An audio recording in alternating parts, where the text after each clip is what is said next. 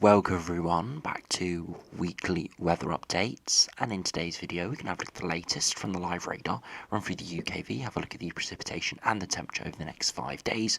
And it is fairly mild, but that milder weather is going to fuel a lot more showers and heavy bouts of precipitation over the next 5 days. Now at the moment we've got some really quite heavy bulky showers breaking out through many parts. We'll have a look at that in detail from the UKV.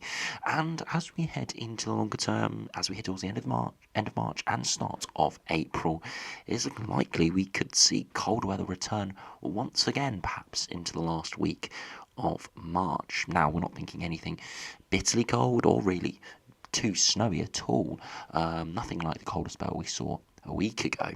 But it is looking likely colder air will flood all the way down to the south coast, and perhaps we could see widespread frost return and some wintry showers in the north. And I know a lot of people watching this will be loving some warmer, drier, sunnier weather. It doesn't look like you're going to see much of that. It looks pretty mild but very rainy and cloudy over the next week or so, and then, as I said, it can turn a lot colder, perhaps bringing some more sunshine and clearer skies, but also some much colder conditions to end March. So yeah, not looking too good if you're a fan of some warmer, drier weather. Hopefully that will come in the next few weeks. Definitely as we head into April, the potential increases rapidly as that sun strength it gets increasingly strong, and of course the warmer air masses do build to our south. So hopefully we will see something a bit drier and warmer into April, but for the time being, not looking likely for the rest of March. So do remember, if you enjoy my videos, make sure you like and subscribe. Remember to follow me on Twitter as well, the link's in the description.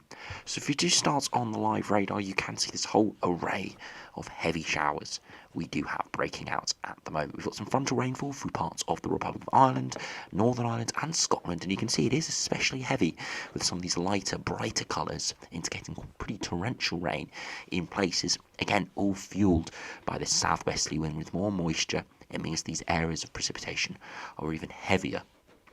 Now, further southwards and eastwards, we do have a little feature down into the far southeast, which brought some very heavy rain for parts of London and the far southeast through this morning. But through this afternoon, it's starting to peter out. It's starting to pivot a little bit, of course, and it has continued to bring some heavier precipitation, a small little low-pressure feature.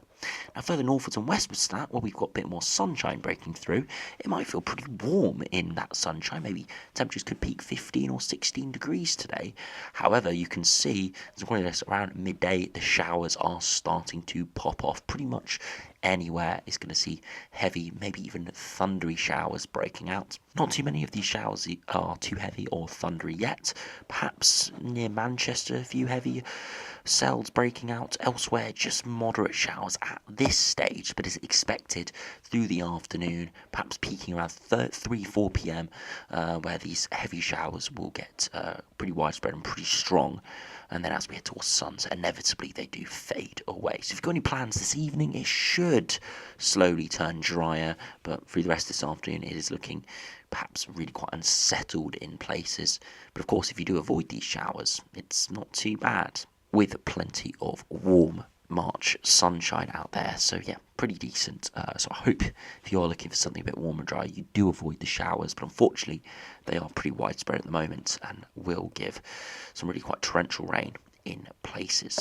Now, if I do put on the temperatures, as I said, around midday, it is pretty mild. You can see widely yellow conditions, which indicating temperatures around that sort of 13 or 14 degree, could get slightly higher. But of course, whenever you've got that rain, you can see around the London area more blues mixing in, getting evaporative cooling where the air temperature does cool down as we see that precipitation fall. So some areas across the Midlands especially could be 15-16 degrees and then could suddenly drop to 10 or 11 as a heavy thundery shower moves through. So it is going to be very changeable over the next day or so. So it's going to be very difficult to pinpoint exact temperatures. But of course, through the bulk of England and Wales, that's where you can see the tip-top temperatures away from the heavy rain in the north and west, which is giving cooler conditions in Scotland, Northern Ireland and the Republic of Ireland. But of course, any showers breaking out will give more cooler conditions. Now, if you head over to the UKV and have a look at what that is showing over the course of the next 5 days or so for all of this precipitation and generally milder conditions. You can see that rain in the southeast through this morning and the weather front further northwards and westwards, but you see around 1-2 p.m. these showers really get going through the spine of England and Wales, with heavy thundery showers breaking out with those brighter red colours potentially in some of these showers, indicating potentially thunderstorms within it. Again, not expecting anything too widespread. There's no weather warning issued, but there could be a few thunderstorm cells out there within these showers, so do be aware of that. Could be some hail, gusty winds, and some lightning within that. But as I said, around 5, 6, 7 p.m. the showers do start to fade. They will sort of fade away, but very slowly. The heavier showers will just turn more to moderate showers and slowly peter away. But hopefully around 7, 8 p.m. they should really fade properly away, and then 9, 10 p.m. just a bit of cloud and maybe some lingering precipitation from that weather front which breaks down over Wales. Now, beyond that into Sunday, it's actually a drier day through Sunday. Sunday looks pretty much the best day we've had for a while. We've got that widespread sunshine in the south, cloudier in the north, but still drier for most of the day. But you see the far west through the Republic of Ireland, Northern Ireland and Western Scotland start to see rain move in into the early to middle of afternoon. And that's another big weather front approaching. Snow over the Highlands of Scotland, but most areas just some heavier rain to moderate rain, and that does just continue to progress, and then eventually the south sees the heavier rain move in for Monday morning, and it just is quite a horrible day in places through Monday. Where we do avoid the rain, there could be some sunshine, but it does look quite a cloudy picture, so not particularly great. Again, if we want to see decent conditions through March, we need to see that sun coming out of the air masses and not simply warm enough to give us decent conditions to the surface. We really need that sun. Doesn't look like we're going to see much of that over the coming days, maybe apart from the Far East through tomorrow. You see some very heavy rain does spread through the Republic of Ireland through Monday evening, and just more widespread heavy rain into Tuesday. And by Tuesday afternoon, it could be a sunnier day there through the afternoon for parts of England and Wales, but once again we get the issue of the heavy thundery showers breaking out. Another big weather front sweeps through Tuesday evening into Wednesday, and then eventually goes very unsettled and not particularly pleasant. Again, could be some sunshine out there, but of course it's accompanied by these heavy, bulky, thundery showers sweeping in on that northwesterly wind. But you can see, just at the edge of this 5-day time frame, snow showers returning for Scotland, more widespread snow showers, just not exclusively over the higher routes, and that is that cold air slowly moving itself southwards, and it could spread widely around that 25th, 26th point. Again, uncertainty because we've got low pressures trying to run along that. It could give some frontal snowfall over higher ground in Scotland, but it could also delay that cold air, and some runs don't have it fully getting to the south, but the majority do have, for a time, cold air spreading southwards, giving overnight frosts and generally colder conditions. You can see that from the upper air temperatures right at the extended range here of this UKV run. You can see -7, -8 degrees at 850 HPA right to our far north, which is a very cold air mass for this time of year. Getting towards the end of March, we are finally seeing those Arctic air masses starting to rapidly warm, and then as we head towards June, July, they're almost non-existent. So they are starting to rapidly warm now, but still some cold air lingering to our north, and as I said, it will spread southwards over those coming days and into the last week in general of March. Now, if you look at those 2-metre temperatures over the next few days, you can see this afternoon where we do avoid the rain, perhaps through the spine of England and Wales, maybe 14, peaking maybe 15 degrees, but of course, wherever we see showers, it will bring those temperatures down. Where we see rain in the east and across parts of the Republic of Ireland, Northern Ireland, Scotland, not getting much above sort of 10, maybe 11 degrees. And that doesn't sound too bad, but under the rain, it does feel pretty cold, making the feel like temperature cooler than that. Now, as we head through Saturday evening, it shouldn't drop too much, shouldn't be particularly cold overnight. Maybe the far north and the far west could get a little bit cooler behind that weather front, but I'm not expecting anything too cold, maybe touching on freezing through the Republic of Ireland. And into tomorrow, it should be a fairly decent day for Mother's Day. You can see 12, 13 degrees in the far southeast. Bit cloudy, that will hold those temperatures, and of course, it is a cooler air mass between weather fronts, and that's why it's generally cooler around, but of course, drier with less instability around, which does mean, as I said, less rain, but feeling pretty chilly. See parts of the Republic of Ireland and Northern Ireland really only 4 or 5 degrees. So it's a cooler day, but of course there will be drier weather. So I think there's a good sort of payoff there. Drier weather, but a few degrees cooler than it has been. As we progress through Sunday evening into Monday, a milder sector does move in, and from then into Monday afternoon, you can see temperatures rise once again to 13 or 14 degrees. But once again, it comes with that heavier rain. So again, not looking great. Whenever we see these milder conditions, it is always accompanied by the cloud and the rain. At the moment, not got higher pressure around, so that's unfortunately the only way we're going to get that milder air is through a warm front spreading in. So it is going to get slightly milder through Monday, 14, 15 degrees perhaps again, but more rain and cloud. One good thing is no signs of any frosts really with those milder air masses. Tuesday once again, 14, 15 degrees, and then into Wednesday, you can see again 14, maybe 15 degrees in the far southeast, but cooling down in the north as that cold air drifts in. And that does start to bring the risk of a frost towards the end of the week for Northern England, Scotland, and parts of the Republic of Ireland and Northern Ireland. And again, that risk will become more widespread as that colder air does spread in more widely through the last week of March. So it isn't looking too bad over the next 5 days. Nothing really that great. If we're looking for warmer, drier weather, we're going to see a bit of everything really. Perhaps frost and colder weather coming in towards the end of the 5-day time frame. For the next sort of 4 days, it is looking likely to be really quite unsettled. Pretty mild, with some cooler dips at times, but nothing especially cold, just generally average really. There will be some dry weather around, but we are clutching at straws for anything really too pleasant out there, because of course whenever you do see a bit of sunshine, it will spark off those heavier showers. So unfortunately not looking great over the next week, or the next sort of 5 days, and probably the next week in general.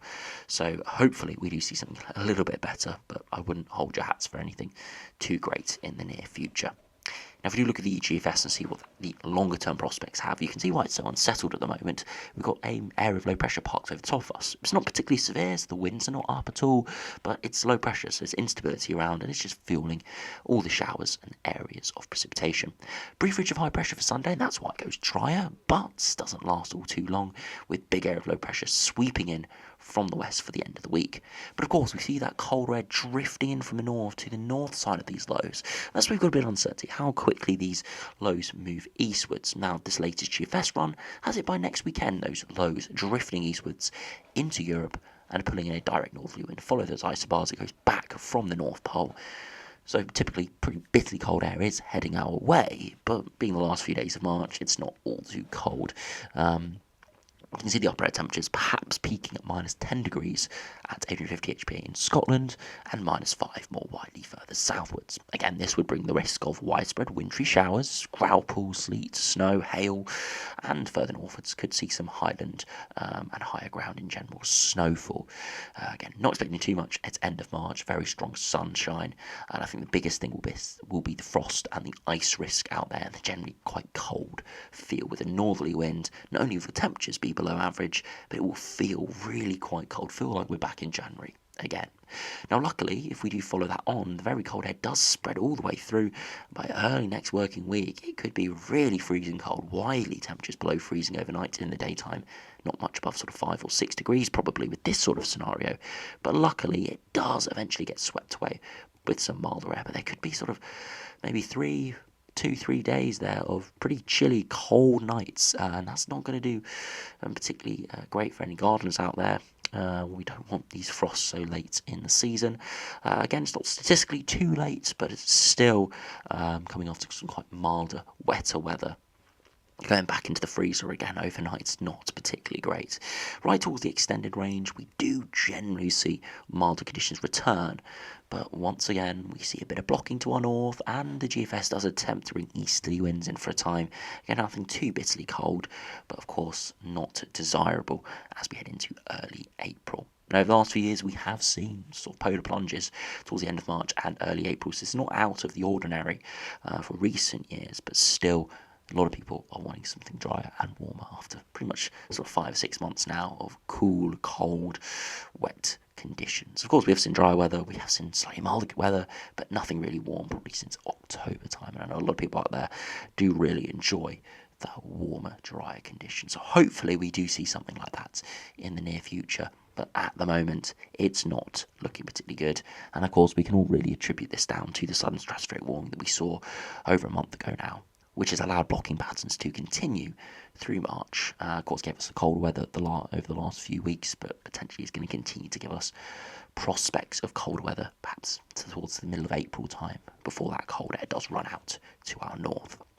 Now, if you look at the GMs, see how that does compare, what that does over the next few weeks. Does it bring in that very cold air? You can see low pressure over the top of us, brief ridge of high pressure over the next day or two, and then the big low moves in. Now, as we head towards day 7, about a week's time, we see quite a similar pattern to what we saw a couple of weeks ago, with really cold air spreading in from the north and low pressure engaging with that cold air. And you'd think if this happened a month or two ago, we'd be seeing a lot of heavy snowfall with this. But of course, those air masses are not as cold, and you can see the -5 line only spreading as southwards as sort of northern England, perhaps getting in further southwards for a time. But of course, nothing too drastic, perhaps though. Frosts there, and maybe even some frontal snow once again in Scotland.